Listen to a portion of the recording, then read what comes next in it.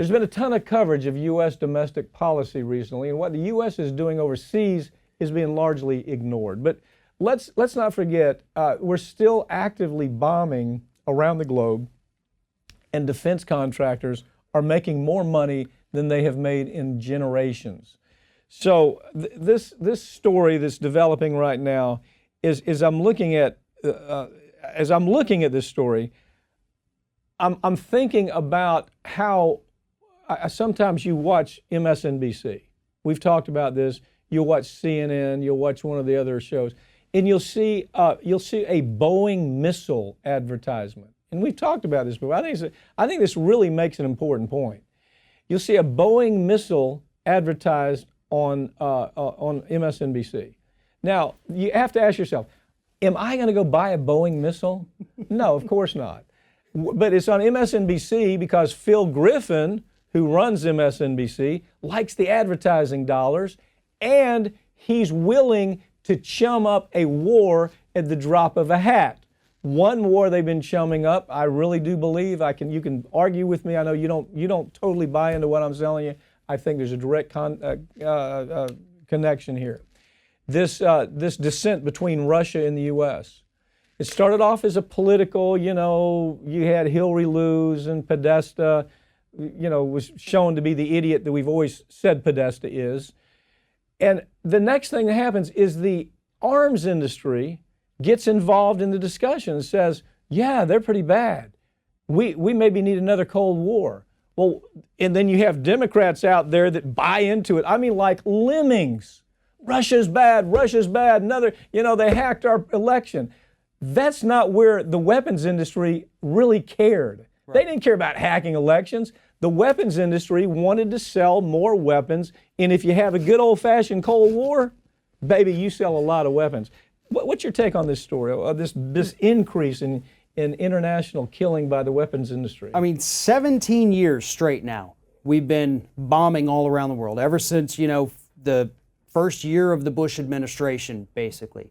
Bombing everywhere. This is not a Democrat thing. This is not a Republican thing. This is the way the United States is type thing.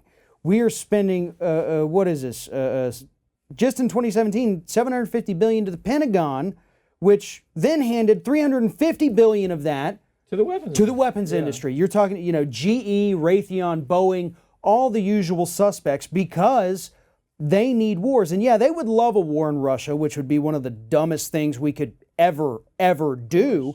China or Russia, they would love a war in either place. But since they, can't get that, thank God, they're more than happy to just keep bombing the Middle East, because as a whole, the U.S. doesn't necessarily care about that.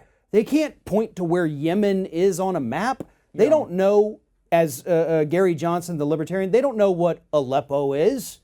So sure, they think it's a dog food. Right. Yeah. If we just bomb somebody or we're launching these airstrikes, it obviously means it's because there was a bad guy over there and we probably got him. That's all they know. They don't understand war is an industry. War, fighting death, those are profits for these companies that, as you point out, you do see. War is one of the biggest industries in the country. It is. In America, and has been for a long time. Right, always. So if you figure you give $750 billion to the Pentagon, by the way, during a time when the Pentagon said, I don't really think we need that much money. You remember that?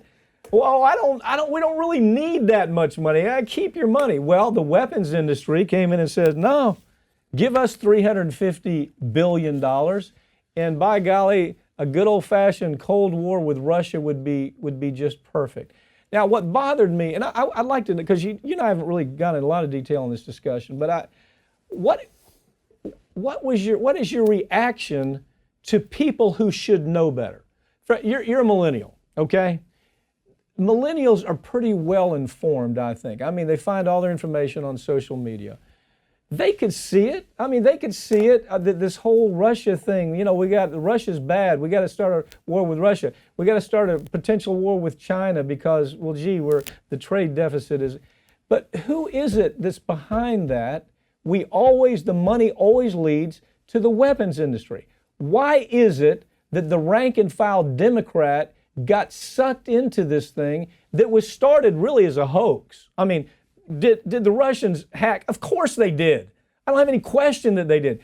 Do we go to start a new Cold War because of that? Because Hillary lost? No. But you have them in droves out there that really don't, it's like they don't understand how they have drank this Kool-Aid. What is your take on it? I want to know whether I'm too far off on that analysis, because it makes me crazy that these people who think they're well informed it's right before their eyes and they don't even see what happened. There's a lot of progressives out there that understand that, Donald Trump may or may not have been in contact with Russia. I mean, at this point, it actually is looking like they were in contact with the Seychelles and the United Arab Emirates. But no, don't talk about that. That's the Russia thing. Yeah. And there is evidence that they were able to get into the voting systems in the U.S., but as of right now, we still don't have firm evidence that anything was changed. So who benefits? The defense industry. But here's the other thing too, though. When they talk about, well, what about all those ads they bought on Facebook and the memes they posted? If that swung an election, then we deserved it to swing an election because we're idiots. Was it $100,000 worth of me? Right. So look, I think on that front, that is absolutely stupid. If you think you're going to prove collusion with Russia, even if it happened and you have all the documents saying it happened, that's still virtually impossible to even prove it happened. But that's the heart of this story, don't you see? It is. Because the weapons industry took off on that stupidity, and now they literally have been trying to start a war with Russia so they could sell more weapons. And, these cats out there that think they're so informed and they're so insightful and they understand what's happening around, it's almost like they've never read a Howard Zinn book. They've never read Chalmers Johnson about empire building in the arms industry.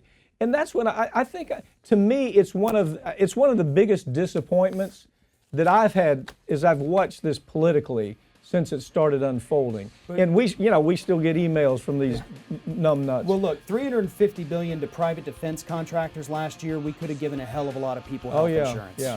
I'm Mike Papantonio here with Farron Cousins watching Ring of Fire. We'll be right back.